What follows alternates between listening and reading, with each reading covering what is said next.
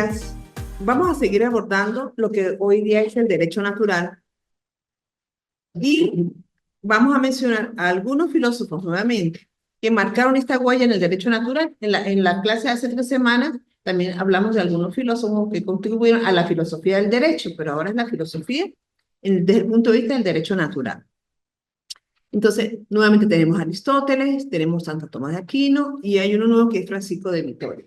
¿Okay? Son conocidos todos por ustedes, pero entonces los vamos a mencionar y a describir de una manera general. Aristóteles fue uno de los primeros en proponer que existen leyes naturales inherentes a la naturaleza humana, que definen lo que es justo.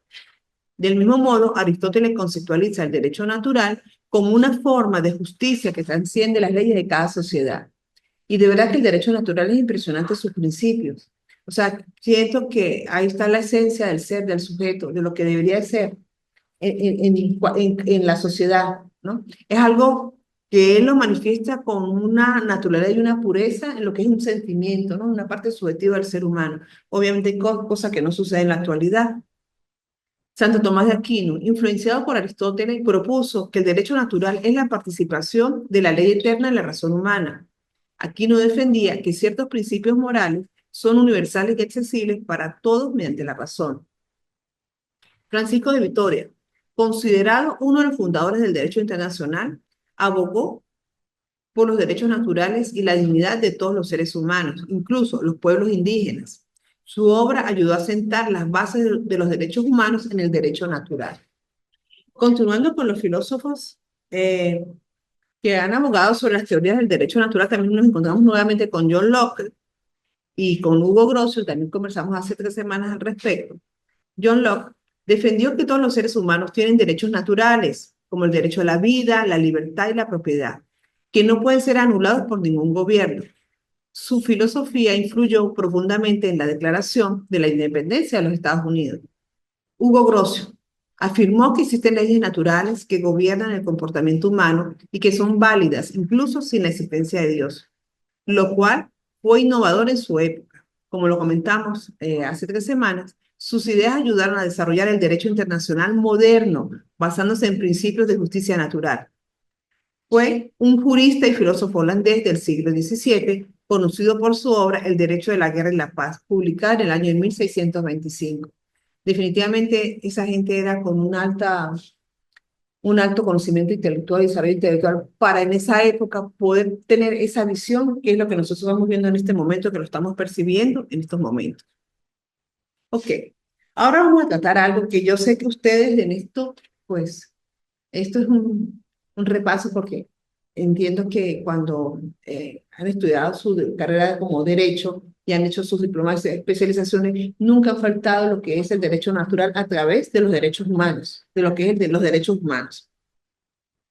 Entonces nos encontramos con aspectos generales del derecho natural. Entonces nos encontramos principios del derecho natural como un aspecto general. Los principios del derecho natural son universales y atemporales. Se basan en la idea de que hay normas objetivas que pueden ser descubiertas por la razón humana y que promueven el bien común. Derechos fundamentales asociados con el derecho natural. Aquí nos encontramos con el derecho a la vida, la libertad y la propiedad. Contrato social en la época moderna. Filósofos como John Locke y Jean-Jacques Rousseau desarrollaron la teoría del contrato social basándose en las ideas del derecho natural. ¿Cuáles fueron esas ideas del derecho natural? Bueno, derechos individuales y la base del constitucionalismo liberal, donde los seres humanos tienen derechos inalienables que los gobiernos deben respetar. A mí me llamó mucho la atención ese término cuando dicen los derechos individuales y las bases del constitucionalismo liberal, donde los seres humanos tienen derechos inalienables que los gobiernos deben respetar. ¿Cómo pueden ustedes apoyar este argumento cuando nos referimos a los derechos inalienables que los gobiernos deben respetar? Para ustedes, ¿qué significa? No son derechos negociables. No son derechos negociables, o sea, no son enajenables, ¿verdad? Ok, entonces es interesante cómo en ese momento, en esa época, ya se vislumbraba el manejo del respeto de la negociación de los bienes, ¿no? El respeto a la propiedad. Entonces, a mí me llamó mucho la atención ese término. Ahora bien, Continuando con los aspectos generales del derecho natural. El derecho positivo, entonces, lo enfoca. El positivismo jurídico se enfoca exclusivamente en las leyes establecidas por el hombre, mientras que el derecho natural sigue siendo una fuente importante de discusión ética, especialmente en los temas de derechos humanos y justicia. ¿Ok? ¿Cuál es la diferencia entre ambos, entre lo natural y lo jurídico? El derecho positivo depende de la promulgación por parte de una autoridad o Estado, mientras que el derecho natural es percibido como intrínseco, en un valor intrínseco a la condición humana y preexistente en cualquier norma legal. O sea, esto me hace recordar igual como cuando estudiamos las teorías de Sócrates y de Aristóteles, cuando se encuentran en esa disyuntiva del físico y del non, ¿sí? Donde el físico es la parte espiritual, subjetiva, la parte intelectual, y el nomos las normas y las leyes. Entonces, estos filósofos, a través de las épocas de los tiempos, han venido trasladando, o sea, esas bases de términos, de conocimiento, para seguir insistiendo en que lo moral y lo ético es un valor intrínseco de la persona, y que lo externo es las normas, las leyes, ¿no? Que se fundamentan y que se crean para regir una vida en sociedad donde prevalezcan los valores morales de la ética, la justicia, la equidad y la igualdad, ¿no? Entonces, es interesante ver esa visión desde ese punto de vista. Otro aspecto general del derecho natural son las teorías contemporáneas, que buscan un equilibrio entre ambos enfoques, o sea, perdón, el derecho positivo y el derecho natural, para crear sistemas legales más justos, más equitativos en una sociedad. ¿Ok? Dentro de la filosofía del derecho y el derecho natural, también encontramos lo que llaman la falacia naturalista. Para ustedes, ¿qué es falacia? Ustedes manejan mucho ese término, falacia naturalista. Los de procesal penal creo que lo manejan más que los del derecho administrativo. Ustedes son administrativos, ¿verdad? Ah, ya son procesal penal. Mire, inmediatamente los ubiqué. Ajá. A ver, pero totalmente falso, son suposiciones, hipótesis, o son creencias o postulados que yo creo, por ejemplo, cómo hacen en esos procesos penales, en la parte de ciencia forense y criminalística, cuando van a tomar un dictamen ante una persona que la están defendiendo. O sea, se usa mucho el término de falacia, ¿verdad? Porque hay equivocaciones y hay errores. Cuando se cree un supuesto de que todas las pruebas indican que es culpable, pero al final hay algo que al final sale o surge donde demuestra, tumba todo eso y que fue algo, o sea, que pareció ser cierto, pero no lo fue. Así es, ese es el mundo de ustedes, ¿verdad? Ajá, algo complicado, sí. ¿Alguno de ustedes ha tenido esa experiencia de hacer esos dictámenes o han tenido la oportunidad de vivir esa experiencia de tal vez darse cuenta que se equivocaron, cometieron un error? ¿Cómo hacen para rectificar un dictamen, una sentencia? O sea, tienen mecanismos donde pueden avalar eso. La apelación. La apelación, Maestro, ante un falso supuesto de hecho. un falso supuesto de hecho. Un falso positivo que se presenta en el proceso que regula la apelación. Fácilmente una falacia en lo que estamos conversando. Ah, Yo he tenido casos, por ejemplo, yo soy en su procesal penal donde un dictamen pericial de una niña presentó violación por violencia sexual con penetración, pero los hechos y la niña decía otra cosa. Entonces, insistí, volvieron a repetir la prueba y la niña no estaba violada. Eso cambió, le dio un giro totalmente al proceso. ¿Qué?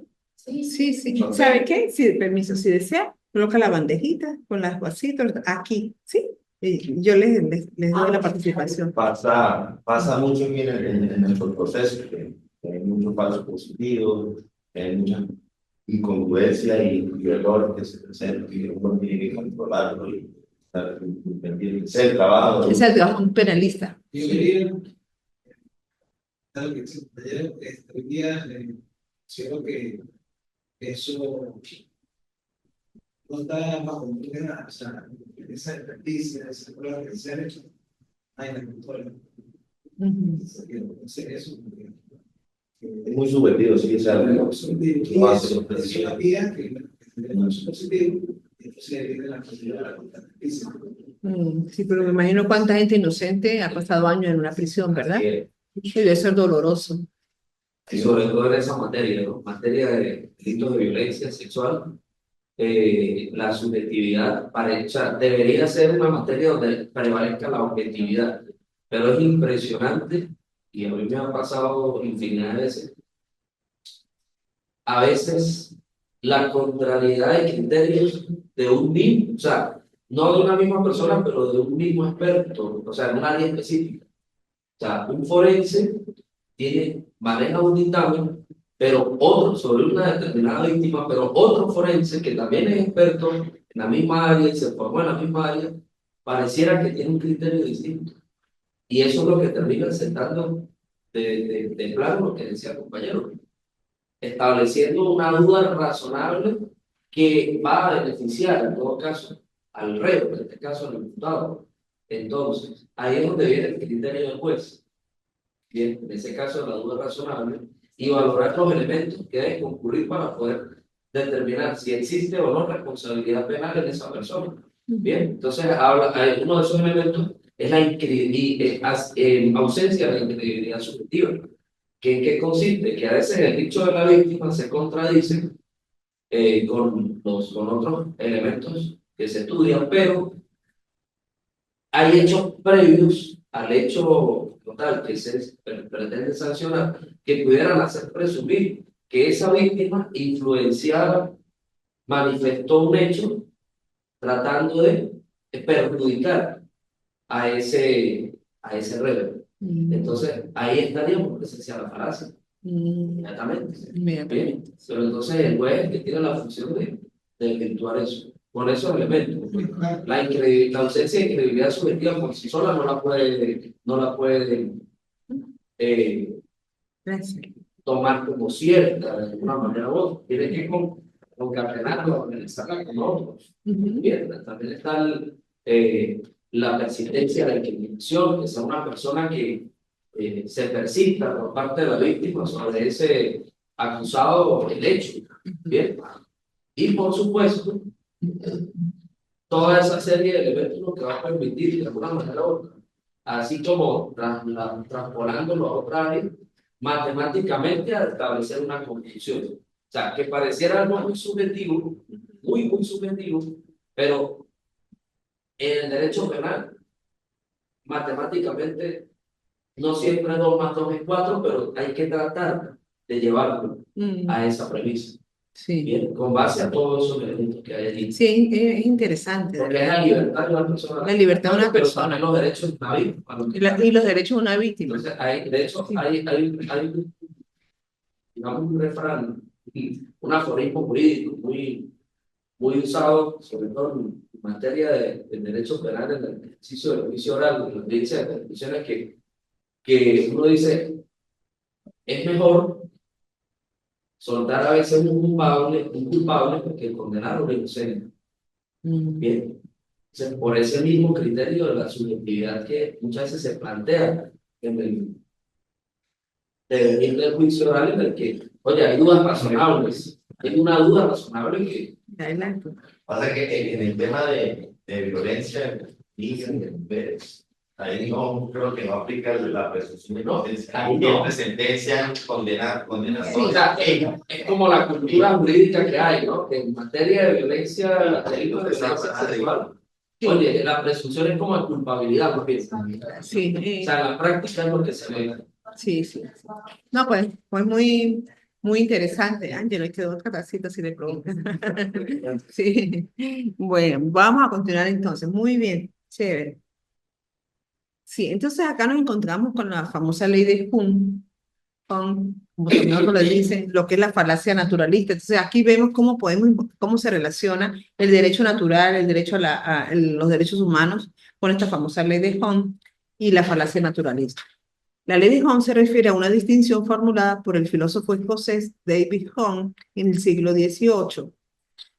Esta idea aparece en su obra Tratado de la Naturaleza Humana, en el año de 1739, donde Hume observa que en muchos escritos filosóficos se pasa de enunciados sobre cómo son las cosas, o sea, la parte descriptiva, a enunciados sobre cómo deberían ser la norma. Entonces, volvemos nuevamente como a dos situaciones. cómo son las cosas, que es la parte descriptiva, la parte del ser, la parte subjetiva, a enunciados cómo deben ser, lo que es la norma, ¿verdad? La legalidad, sin una justificación clara. La ley de Hone o la falacia naturalista, sí la habían escuchado, ¿verdad? O no la recuerdan por ahí vagamente en sus estudios. La ley de Hone o la falacia naturalista establece que no se puede derivar directamente un deber ser, o sea, un enunciado normativo a partir de un ser enunciado descriptivo. Es decir, las afirmaciones de hechos, lo que es, no implican necesariamente normas éticas o deberes morales, lo que debe ser. ¿Cómo interpretan esta ley? La están recordando, yo sé que están tratando de recordar, pero es interesante, o sea, en parte lo acabamos de explicar, mencionar en los ejemplos que ustedes han colocado con respecto a estos casos, en el caso de la violencia sexual, ¿sí? Entonces, es prácticamente, yo me imagino que esto es en los tribunales, en la sentencia, esto debe ser algo muy rutinario, ¿verdad? Cuando manejan todos estos casos y hacen la aplicación de esta famosa ley, que claro, obviamente en ese momento no hablan de la ley de Home, sino simplemente se basan en los principios y en las normas de cómo defender el caso ante una defensa de una víctima, ¿sí? O hasta la defensa de un inocente, pero de eso se trata, esta famosa ley de Home. No la recuerdan como tal, tantos así como. Pero es interesante. De todas maneras, fíjense que esto les va a permitir explorar, cuando estén revisando la bibliografía, cuando estén haciendo las actividades, cuando estén repasando las clases, la importancia de lo que es considerado dentro del derecho natural la falacia naturalista, ¿ok? La falacia naturalista porque se crea una contraposición entre lo moral, lo sujeto, lo cognitivo del ser, la esencia del ser, y la norma, las leyes, la convención, en este caso, pues el derecho, ¿verdad? Y se fundamenta en los derechos naturales porque obviamente se está buscando la inocencia, la justicia, la equidad, ¿ok? La integridad de una persona. Entonces, ahí hay como un triángulo de estos, una triada de posiciones de términos. Ajá. Derecho procesal penal existe una figura que se contrapone a lo que usted dice, lo natural por lo que es la ley. Hay un principio que se llama principio de oportunidad. Ajá. Y pasa mucho cuando en un hecho punible existe un dolor moral del imputado con la víctima, ¿sí? Llámese que sea el papá, el mismo, un familiar. Entonces, la ley hace excepciones a aquellos casos donde lo moral y el ser humano se contraponen con un delito y hasta lo absuelve o le baja la pena. ¿Cómo se llama el principio? El Principio principio. de oportunidad y está el principio especial también. Ajá. Son dos, son claro, la ley es muy taxativa en los casos que se puede establecer ese criterio, ¿no? No es que todo el mundo puede entrar ahí, pero sí existe y se puede basar un poquito en esto que estamos hablando. Ah, que muy bien, muy bien. Sí. Ahora, en esta contraposición que tú mencionabas, también encontramos una posición entre lo que Hone y Kant piensan sobre la falacia natural.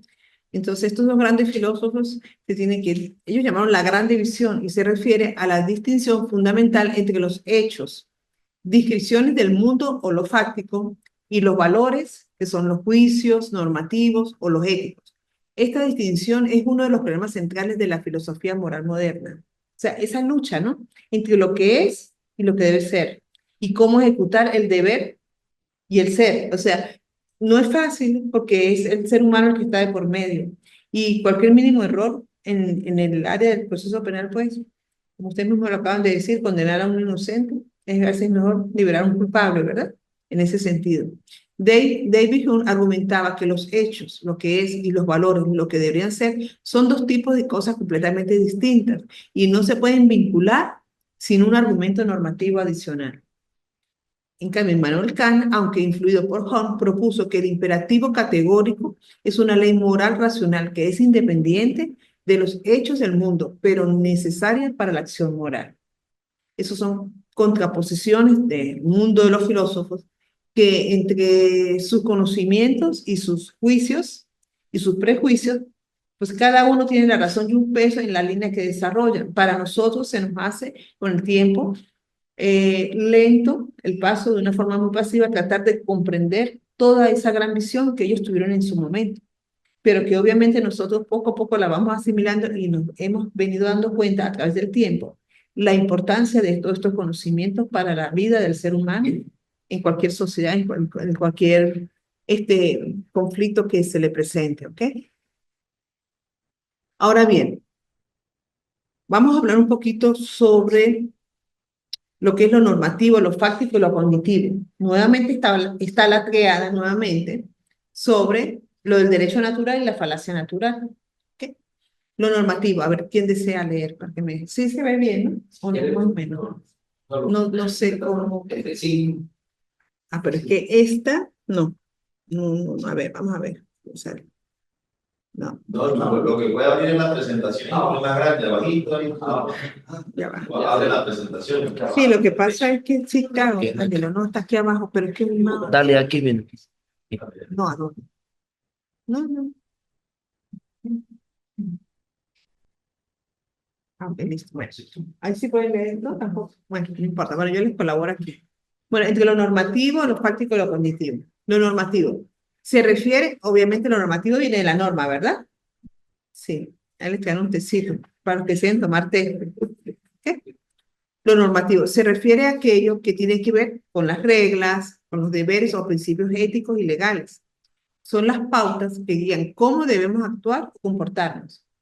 Por ejemplo, deberías ayudar a los demás es un enunciado normativo. ¿Ok? Lo fáctico se refiere a hechos, es decir, a lo que es empíricamente verificable o descriptivo. Un ejemplo de un enunciado fáctico sería la Tierra gira alrededor del Sol. Lo cognitivo implica la capacidad de obtener conocimiento o la verdad sobre algo. En el campo de la ética, los cognitivistas creen que los juicios morales son susceptibles de ser verdaderos o falsos porque pueden referirse a realidades objetivas. ¿Sí? Es lo que hemos venido comentando en las láminas anteriores. ¿Ok? Esto es una triada que se maneja mucho en el derecho natural y en la falacia natural, donde se conjugan las normas, las leyes, los hechos verificables, realizables y la parte espiritual o cognitiva del ser humano. ¿Ok? No es fácil combinar todo esto. Resumen de el derecho natural y la falacia natural. El derecho natural es una corriente filosófica que influye en el pensamiento jurídico y ético, sosteniendo la existencia de principios universales basados en la naturaleza humana, que son la base de los derechos fundamentales. La ley de Hume establece la imposibilidad de derivar lo que debe ser a partir de lo que es, sin un puente normativo. El no conocimiento ético sostiene que los juicios morales no pueden ser verdaderos o falsos en el mismo sentido que los hechos empíricos. Los términos normativos, fácticos y cognitivos representan diferentes dominios en el discurso: la regla o principios, los hechos verificables y el conocimiento o la verdad. ¿Ok? Esta viene siendo la primera fase de la presentación del día de hoy. ¿Alguna pregunta? ¿Qué desean? Aquí encontré la norma para leerla textualmente. Ajá, anda. Vale. Ajá, vamos a leerla. Cómo lo moral, lo ético y se complementa y se junta con la norma objetiva. Sí. El principio de oportunidad y recibimiento. El fiscal del Ministerio Público podrá solicitar al juez de control autorización para prescindir total o parcialmente del ejercicio de la acción penal. O sea, no existe delito alguno. En los siguientes casos, que son 4 casos. Cuando se trata de un hecho que por su significancia o por su poca frecuencia no ofende el interés público. 2. Cuando la participación del imputado en la perpetración del hecho se estime de menor relevancia.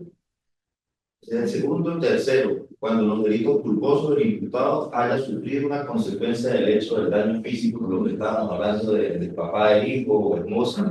Y el cuarto, cuando la pena o medida de seguridad que puede ponerse al hecho o infracción carezca de importancia en consideración a la pena o a medida de seguridad.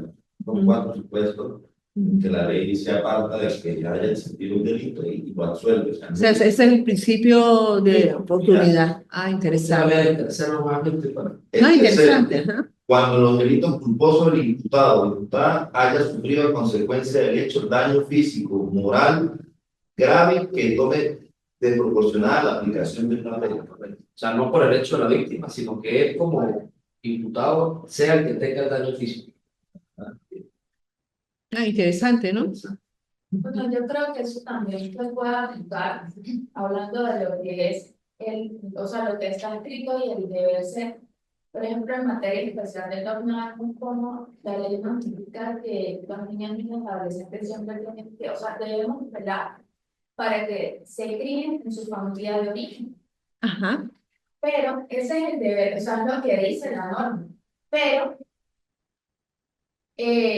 cuando se aplica o pasan situaciones como abusos sexuales, o el niño está, su entorno está en riesgo inminente, padres alcohólicos, hay violencia, ¿sí? Entonces vemos cómo el juez así se debe aplicar, que debe estar en su familia de origen. Nosotros dictamos medidas de protección para proteger y los llevamos a medidas de atención. Porque ciertamente hay una afectación a la integridad personal, psicológica, moral de ese niño. Y vemos como antes de los 30 días, el juez llega y dice, no, vamos a darle una oportunidad a esa mamá o a ese papá o al papá. Y volvemos otra vez al mismo círculo vicioso. Entonces ahí es donde nos preguntamos, o sea, ¿realmente estamos aplicando la garantía de interés superior a ese niño? Entonces, por aplicar lo que está en la ley, porque bueno, es que el deber ser, pues no vamos un poco más allá y violamos, pues, y generamos otra serie de... Ahí entra el elemento fáctico, ¿no? Ahí O sea, que Mm. la realidad, el principio este de que la realidad versa sobre las apariencias y la forma, ¿no? La realidad, muchas veces, pues, lo que marca el deber ser es que ese niño debería estar con su familia de origen, Pero que las con sus condiciones padres y que con se su dan, madre. Pero la realidad es que el niño lo lleva a que el interés no es con el padre y la madre, sino con, a veces para él va a ser menos traumático una entidad de atención que que estar en su estar en su entorno familiar. O sea, es tan contradictorio, ¿no? Pero o sea, nadie va a querer que un niño esté fuera de su entorno familiar, pero a veces el entorno familiar es de mayor riesgo para ese niño que cualquier otro escenario. Sí, Y sí. sobre todo hoy en día se ve mucho por el tema de, primero, los niños cuyos padres abandonan el país, se van y los dejan en manos de abuelos, de un tío, de un padrino, de un y eso vecino. en el mejor de los casos. En el mejor, sí. Están con gente que- Extraño, extraño. Ah, O sea que en el contexto familiar, cuando nosotros fuimos formados, bueno, los que tenemos más añitos que ustedes, nos decían que la familia era el núcleo de la sociedad. Siempre nos formaron en la asignatura de formación ciudadana, en la parte de valores, morales, nos decían, la familia es el núcleo de la sociedad. ¿Estás trabajando en esa área actualmente de la nómina? Ah, bueno, tú puedes dar respuesta, puedes afirmar o refutar esa teoría, que la familia es el núcleo de la sociedad. Sí, realmente la familia es el núcleo de la sociedad, o sea, todo parte de allí, valores, principios, morales. Pero también vemos una sociedad que realmente está contaminada por muchos factores. Entonces, o sea, yo lo que siempre he criticado es lo siguiente. En materia de normas tenemos un procedimiento que es administrativo. Yo pienso que en la práctica falta como ese contacto directo entre la parte judicial con la parte que manejamos los órganos que atendemos de primera mano, o damos respuestas inmediatas, porque esa es nuestra función. Entonces, hablo de esos casos específicos porque me ha pasado, yo pues he estado en varias etapas, me ha pasado donde he dictado medidas de protección a niños que realmente son situaciones graves y dolorosas. Y cuando pasamos el expediente al tribunal, pasa lo que estoy comentando. Pero entonces, por garantizar eso, que el legislador fue sabio y fue muy inteligente, y no digo que no, porque tenemos una ley bellísima, ¿verdad? Fue muy inteligente al decir que el niño tenían que velar por que se criara en su familia de origen. O sea, ese núcleo de la sociedad que es su familia. Pero mi crítica es que debemos ir un poco más allá. Porque el consejero de protección es el que se consigue con el escenario. evita la medida. Claro, tú eres la primera, o sea, Exacto. ahí llega Entonces, todo. vemos, y lo he experimentado, o sea, pasa unos meses y veo que ese niño vuelve a estar con la mamá en la calle, mamá drogadicta, alcohólica, no hay una figura paterna, claro que eso no tiene nada que ver, ¿ok? Pero volvemos al mismo, a la situación de riesgo. Y otra vez vuelve al Consejo de Protección y nos la pasamos en eso. Entonces, pienso bueno, que hay que brindar como mayores herramientas para poder ayudar en todo caso a esa madre. ¿Ves? Pero o sea, ciertamente es un contexto bastante complicado, y es difícil. Es difícil porque a veces, o sea, es difícil aplicar la subjetividad, porque si yo aplico la subjetividad, se la llama educación infantil, no se la va Ahí está lo que vamos a ver ahorita, que es el Estado como garante. el Estado como garante. En un Estado fuerte, son niños que están en los semáforos, los recogen, vénganse para acá, vamos a darle comida, estudio, vamos a darle todo. No, ya, ha bajado. Ha disminuido. Ha bajado, ¿no? Gracias a Dios, sí, eso se le metió mano, Sí, durísimo, buenísimo. Y lo hicimos, pero nos estamos desviando. No, es que no nos estamos desviando. No es que esté pasando. Es que, mira, no nos estamos. ¿Cuál es tu nombre? ¿Cuál es tu nombre? Ani, no nos estamos desviando, simplemente nos estamos trasladando de época a la realidad. ¿Ok? Sí, pero sí, eso. Miren, hablando de eso, teníamos 112 casos en los semáforos. 80, no, el 90% era de otros municipios. ¿Por qué? Porque hay falta de intervención o mano dura por parte del Estado, quienes tienen la obligación de consolidar los sistemas de protección. Entonces, San Cristóbal, no es por nada, San Cristóbal, todos salíamos en conjunto, todos los actores del sistema, a atacar el problema. Pero cuando llegamos, obviamente nos encontramos con una realidad y necesidades. Entonces, ¿qué fue lo que hicimos? ¿Qué es lo que necesitas? Pero te brindo las herramientas porque no puedo venir cada 8 días a preguntar. ¿Ok? Entonces fue cuando, bueno, a través del alcaldito se buscaron kioscos, a los niños se les puso a hacer cursos, o sea, buscamos herramientas. Y en otros casos, esos 12 casos que habían en el Carabobo, que ya nos conocían, ya todos los doctores, esos 12 casos, resulta que son la rama torcida del arte. Y es cuando nos damos cuenta que hay que aplicar otras, digamos, otras estrategias. Bueno, se hizo, y gracias a Dios, en la Carabobo no tenemos ninguna ya, creo yo, ya ha bajado mucho, uno que otro. Y esos son papás a los cuales también se les han dictado responsabilidad de crianza y muchos los hemos privado de libertad, por lo menos 48 horas, porque o sea, tiene que haber lo que dice el cambio. O sea, la imposición del Estado a través de que normas que para eso pero no podemos seguir diciendo lo que se Sí. No, muy interesante tu experiencia, Ani, de verdad que sí. Y si nos damos cuenta, pues, en parte lo que estamos tratando en el día de hoy son bases fundamentales en los derechos humanos y parte de lo que estamos conversando tiene que ver con esos derechos naturales que cualquier ciudadano común merece en una sociedad justa, equitativa y amigable, por decirlo de esa manera, ¿no? Entonces, la aplicabilidad del derecho natural en la sociedad actual. Nos encontramos. ¿De qué manera podemos ver que se aplica el derecho natural en la sociedad actual? A través de los derechos humanos fundamentales, como lo hemos venido conversando. Solamente mencioné esta organización, hay muchas, pero para no entrar en extensión, tenemos que la Declaración Universal de los Derechos Humanos de la ONU, por ejemplo, se inspira en la idea de que todos los seres humanos tienen derechos innatos como la libertad, la dignidad y la igualdad que ningún gobierno debería violar. Eso lo hablábamos al inicio de clase, antes de llegar la mayoría de ustedes, porque aquí nos encontramos con el doble discurso. O sea, esto todo está aquí plasmado, pero la realidad que se vive en la actualidad, pues cuesta llevarla a estas raíces de origen que tienen que ver con el derecho natural.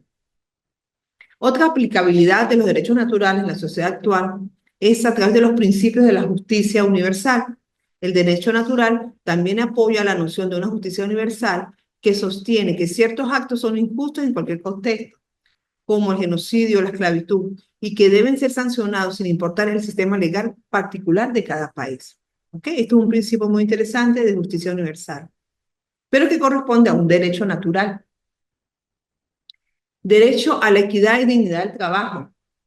El derecho natural se refleja en el reconocimiento de derechos fundamentales para todos los trabajadores, independientemente de las leyes locales. Aquí encontramos organizaciones como la OTI, la Organización Internacional del Trabajo, que promueven condiciones de trabajo dignas, el derecho a la libre asociación, la prohibición de trabajo forzado y de la igualdad de oportunidades.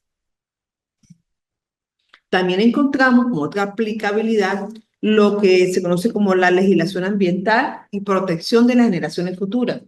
Si se dan cuenta, muchas de estas aplicabilidades y principios también las encontramos en los objetivos del desarrollo sustentable o sostenible, como también otros lo llaman, ¿sí? Donde lo principal de estos objetivos del desarrollo sustentable han sido velar, ¿sí?, por la calidad de vida, la seguridad y el bienestar económico a través de la salud, la nutrición y la difusión de todos los pueblos a nivel mundial. Entonces, ¿por qué? Porque forman parte de un derecho natural y corresponden a los derechos humanos, por tener una vida más justa, más equitativa, más social. De la legislación ambiental y protección de las naciones futuras, se recurre al derecho natural en el ámbito de la legislación ambiental para proteger a las generaciones futuras y preservar la naturaleza, argumentando que existen principios fundamentales que deberían impedir la explotación excesiva de los recursos naturales y la degradación del ambiente. Hoy no está, hay un compañero de usted que está en el área de impacto y en el área de ambiente, pero hoy no lo veo por acá. Ah, ¿eres tú? Ah, qué bien, qué bien. Bueno, entonces fíjate que más o menos los ubico por las áreas, ¿ok? Derechos de las minorías y de los pueblos indígenas. Acá tenemos a Ángelo en su área. Tenemos que el derecho natural sostiene que todos los individuos y grupos, incluidos aquellos en minorías, tienen derechos inalienables. ¿Ok? Esto se ha reflejado en la creación de normas internacionales que protegen las comunidades indígenas y otros grupos minoritarios, reconociendo su derecho a la autodeterminación, a preservar su cultura y a la consulta en proyectos que afectan sus territorios. Buen día, adelante. Si le provoca, tome usted de una vez. Sí. ¿Ok? Entonces, estos son aplicabilidad que en el día a día, en el trabajo, independientemente del área en que se encuentre cada uno de ustedes, las ejercen. ¿Ok? Pero, pues, como todos, nosotros no nos detenemos a pensar que estamos haciendo la aplicación de un derecho natural, aplicado en lo fáctico, no. Toda esa normativa de estudio, pues la tenemos como una base, pero esto es el día a día de cada uno de ustedes en sus diferentes áreas, ¿ok? Ok, también tenemos leyes para la protección de la dignidad humana en ciencia y tecnología. Entonces, tenemos que el desarrollo de las nuevas tecnologías como la inteligencia artificial, la ingeniería genética, la biotecnología, surge la necesidad de aplicar principios de derecho natural para garantizar la protección de la dignidad humana. ¿Desean comentar algo sobre esta nueva aplicabilidad? Aquí tenemos la inteligencia artificial, la ingeniería genética y la biotecnología. Surge la necesidad de aplicar principios del derecho natural para garantizar la protección de la dignidad humana. ¿Alguno quiere comentar algo sobre estos tres términos, estas tres áreas? Inteligencia artificial, ingeniería genética y biotecnología. ¿Cómo pueden influir estas nuevas tendencias de ciencias en la protección de la dignidad humana? ¿De qué manera puede ser afectada? Algo comentamos al inicio sobre la delincuencia cibernética, ¿no? O sea, los delitos cibernéticos. Eso es un tema complicado hoy día y que me imagino que hay grupos de expertos, profesionales que se especializan en esa área para detectar. Y me imagino que las normas, las aplicaciones de la ley tienen un patrón diferente, una norma diferente por ser delitos cibernéticos. Sí, ¿verdad? Entonces son áreas así que llaman la atención y que son nuevas, ¿sí? La ingeniería genética, a ver, ¿qué pueden opinar al respecto? ¿Cómo ha podido afectar la protección hacia la dignidad humana? El dato del uso es Hace ingeniería, ¿verdad? Sí. Y ese mal uso, quién lo haría? El hombre, ¿verdad? Nuevamente el hombre, el papel del ser humano, del sujeto, el hombre. El hombre es el que puede construir, pero también puede destruir, ¿verdad? Dándole un mal uso a todo este tipo de avance tecnológico, haciendo empoderamiento negativo hacia la construcción de la sociedad. Ok. Bueno, muy bien en ese sentido. ¿Y la inteligencia artificial? A ver, Eh, ¿qué opinan al respecto? en un En caso, materia legal, en materia claro, legal. en un caso de muchacho se suicidó, Ajá. producto de que él estaba, si quieres, tratando con una inteligencia artificial, una aplicación. Ujú, Fue tanta, o sea, llega la parte entonces ya en que el cuido familiar, que no lo atendían allá, y se fue aquí como una especie de escape, ¿no? Y cierta forma ayuda de que esa inteligencia artificial era fácil, está, quiere ayudando, pero a la vez lo perjudicó tanto que el muchacho tocó con suicidarse. sí, Y porque ahora en la esa imagínense, claro. Ahora, Claro, la inteligencia artificial no se sorprende. Yo la uso mucho.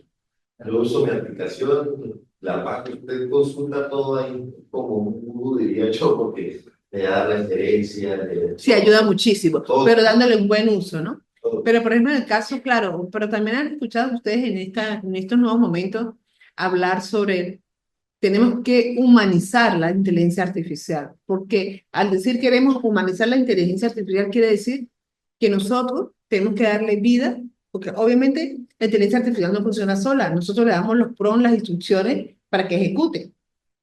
Entonces tenemos que humanizarla. ¿De qué manera? Dando las instrucciones correctas, dándole un buen uso de sentido de pertenencia hacia la humanidad, no para construir, no para destruir. Entonces, claro, en el caso que comenta el compañero, sí puede ser el caso de jóvenes o niños, adolescentes aislados con problemas familiares y se obsesionan, crean como una pasión, una obsesión con toda esta robótica, con todo este nuevos avances de tecnología, que me imagino que ellos se identificarán pensando que es un amigo, una amiga Que sí existe. y que existe. ¿Ves? Claro. Entonces, tiene que haber una norma, Sí, es así, ¿sabes? Eso es real. pero claro, ¿cómo regular? Se enamoran y todo. ¿Cómo normar y regular algo que está abierto? Hoy día los niños lo tienen en los celulares, en los móviles. O sea, ¿cómo regular esa norma? Entonces, eso es otra materia legal que le compete a cada país, ¿no? A su gobierno, cómo normar y regular, y sobre todo a nivel de los niños, la escuela, los adolescentes. Eso es un problema con esos jóvenes, ¿no? Y son hábiles al lado de uno, saben manejar todo de una manera impresionante. ¿Eh? Entonces, no es fácil, ¿no? No es fácil convivir con la tecnología, tenemos que humanizarla. Entonces, debe haber mucho mensaje familiar, como lo dice la compañera, mucho mensaje familiar en las instituciones, en las escuelas. Claro, por el ritmo de la tecnología. O sea, claro, porque ese mensaje es parte de nosotros mismos, con nosotros, con nuestras familias, nosotros en nuestras escuelas. Yo tengo una experiencia también acá con el instituto, hay un grupo de docentes que ellos, cuando estamos interactuando, comparten su experiencia en sus escuelas, con sus niños, con sus adolescentes, y es duro, es una tarea titánica lidiar hoy día con los niños, los escolares y los adolescentes en materia de manejo de inteligencia artificial, de tecnología. Pero claro, obviamente eso viene de atrás, también la parte de atrás, que es el hogar, la formación tiene que apoyar mucho la sociedad.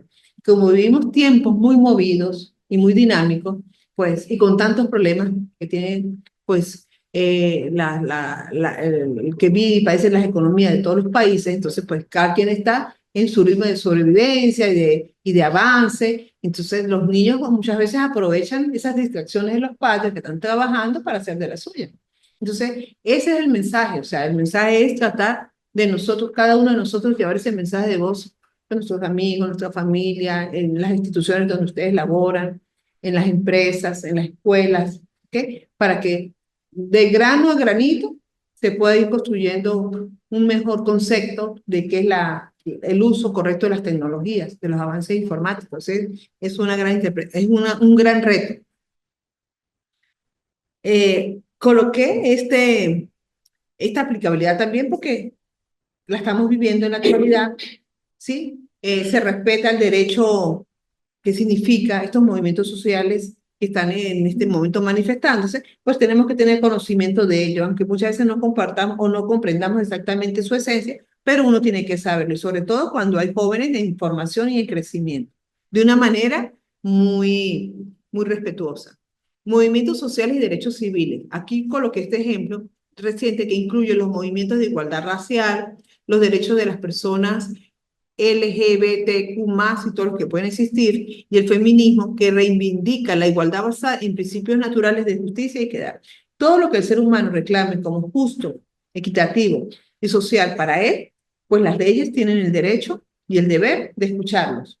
Deben de tener el deber y el derecho de normarlos. ¿Okay? Aunque muchas veces estos movimientos por nuestras generaciones pues no los comprendemos, pero es una etapa que se está viviendo y tarde o temprano, pues la comprenderemos, pero con mucho respeto, ¿ok?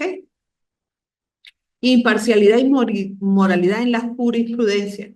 Los jueces, en sus decisiones, también recurren a veces a principios del derecho natural, sobre todo cuando las leyes son ambiguas y dejan margen para la interpretación, lo que hemos venido conversando.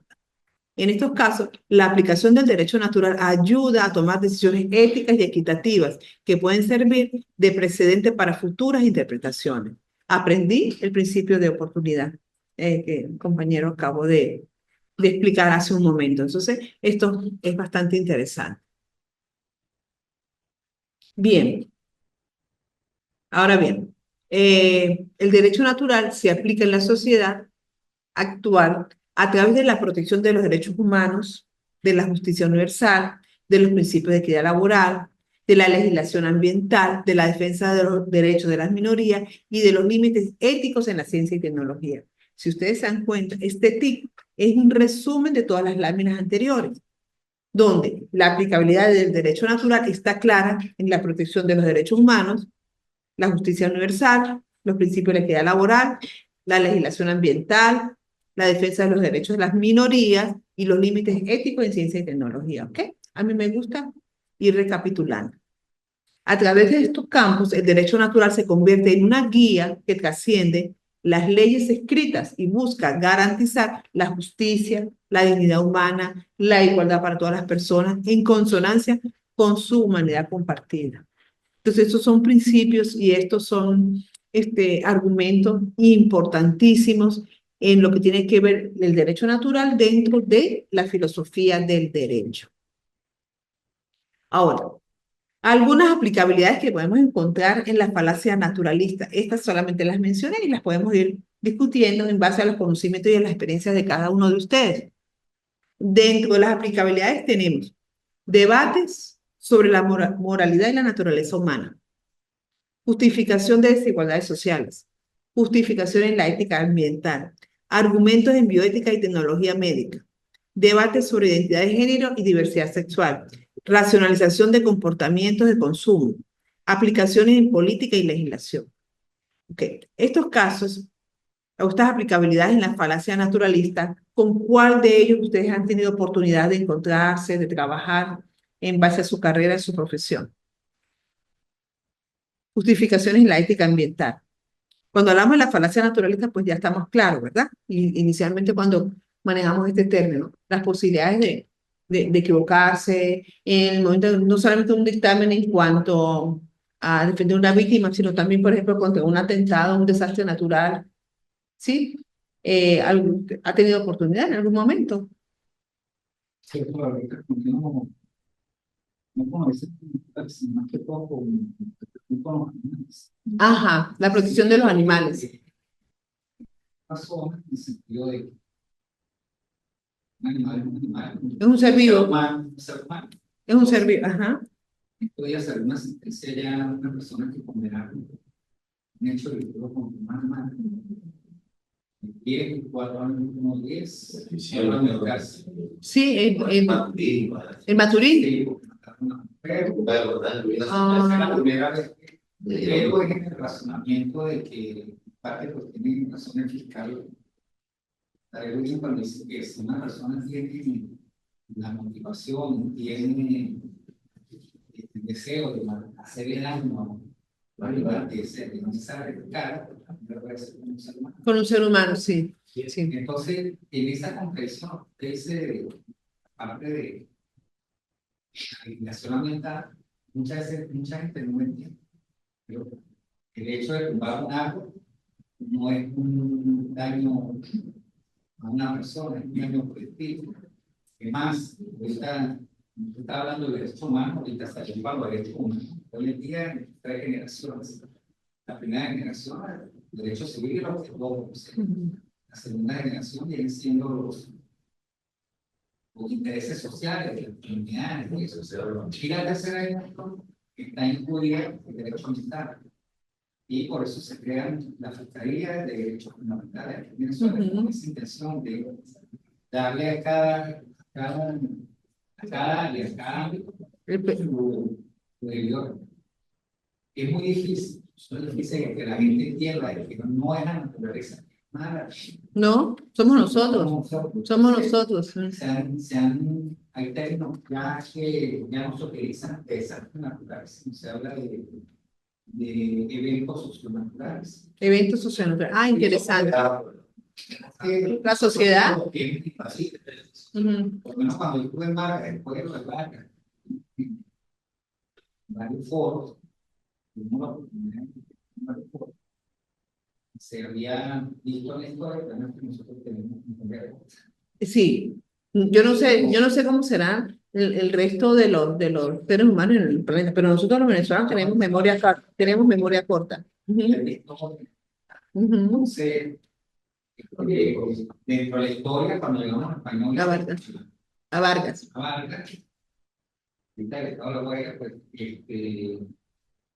ellos veían que los grupos, no indígenas, los grupos nativos, los grupos indígenas, estaban muy retirados de las zonas de ríos, bastante. Ellos llevan muy lógico. Sí, su experiencia, Pero ya había habido varios eventos de ese tipo. Sí. Hace 70, 80 años sucedió el mismo evento en Vargas, pero no tomamos conciencia, sí. Sí, entonces la legislación, muchas veces se pregunta, está hablando nivel de filosofía, nivel de derechos humanos, aquí beneficia. Y si nos ponemos a ver, ponemos aquí una final de cosas que invaden y con conclusiones recientes. Sí. Por ejemplo, como se ha dado se está al lado de la Bermeja, imagínense. Que son zonas protegidas. Son zonas protegidas, sí. Y Vilarejo también 100 metros. Sí. En las áreas. Sí. Muchas veces uno ve lo que interesa. Y de eso hay mucha interés. Realmente ahorita, pues, vamos a ver con la creación de esta conciencia, esa cuestión que nos abordamos cuando suceden los eventos, sí, así es, está muy bien. ¿Cuál es su nombre? Bueno, yo soy que Ay, pero tanto que me... Sí, pues bueno, pero obviamente yo doy respuesta. A veces me tardo, pero ahí les doy la respuesta. Muy bien, Juan, muy bien. El civismo y esa. Ah, sí, también estuvo interesante. No sé por qué es una plataforma. Otra actividad. Sensacional que ahora sí. Que se habla sobre la primera vez que se realizó esa noticia, que no juicio de móviles. Sí. Sí, y otro compañero, otra experiencia que tenga que ver con la aplicación de la falacia naturalista, de acuerdo a esta aplicabilidad, no sé, política y legislación, comportamiento del consumo, más que todo escucharnos sobre los derechos humanos, la violación de los derechos humanos, la violación de los derechos humanos, ¿no? La parte de la bioética y tecnología ambiental, pues también ya la comentamos hace un momento, pero sí debe ser difícil para ustedes en su área, en su profesión, tomar una decisión incorrecta en el momento, incorrecta en el sentido de que el escenario, las pruebas, pues les conducen a tomar esa decisión, pero que después exista algo que quedó por fuera, una pista, un dato, no sé cómo lo llaman exactamente en su terreno, y que le permita reflexionar como seres humanos que se equivocaron. Esa es otro punto de la filosofía, reconocer que nos equivocamos y que por una decisión dañamos a alguien. O sea, debe ser muy duro. ¿Ah? Sí, la ética. Sí, reconocer es de justos, de humanos. Y hay una cuestión, que ha Ujú, sido criticada, no ha sido solventada. ujú. Ha habido sentencia fuerte cuanto a ciertos, claro, no sabe que pues todo lo sabe, todo, pero hay habido sentencias que se adopta como en un caso y han habido otras sentencias que han sido pues esa situación y nunca ha sido Sí, pero también existe, muchos dicen que existe la justicia divina, la justicia, no sé, muchas veces todos esos casos dan vuelta y ahí tienen ciclos. Y bueno, esperemos de verdad que ustedes sigan ejerciendo el área de su derecho, cada uno en sus áreas, tanto administrativo como procesal penal, de la mejor manera, que este curso les mueva un poquito esa parte emocional, cognitiva, intelectual, de valores en su carrera, que nos motive a ser cada día más justos, más equitativos, más sociales, porque no es una carrera fácil para estos tiempos, pero muy linda, de verdad que sí. Y tienen que seguir preparándose cada día más, independientemente de los años de experiencia que tenga cada uno en su área, porque yo sé que en este grupo hay gente de muchos años de experiencia, pero la vida nunca termina, nunca terminamos de aprender, de conocer. El conocimiento es continuo y es dinámico. Y lo importante es que nosotros como seres humanos, como seres, como sujetos, como dicen los filósofos, el sujeto, pues hagamos todo de la mejor manera, con la mejor conciencia de que estamos tomando una decisión, un cambio en una decisión que va a beneficiar, más no va a dañar. Y si en algún momento llegan a tropezar con una situación difícil, pues, y si llegan a equivocar, pues yo pienso que reconocer y meditar sobre el respecto de una forma de enmendar en ese caso o en otro caso, porque la vida es así, nosotros damos en un momento y recibimos por otra parte. Yo estoy segura que ustedes lo van a hacer. Ahora yo le quería preguntar, porque me dijeron, ustedes tienen una clase ahora que hay que dejarlos descansar. ¿Cómo se han sentido con la plataforma? Tienen dos actividades eh, acumulativas, ¿sí? Y, perdón, tiene dos actividades que son normadas con el porcentaje de la plataforma y una actividad que se les coloqué como lectura, como complementaria, formativa. Falta una tercera. No la he querido montar, voy a esperar que se me nivelen con las dos para colocar la tercera. ¿Ok? ¿Cómo se han sentido con el instituto, con la actividad, con las materias? ¿Cómo se sienten las expectativas con la asignatura?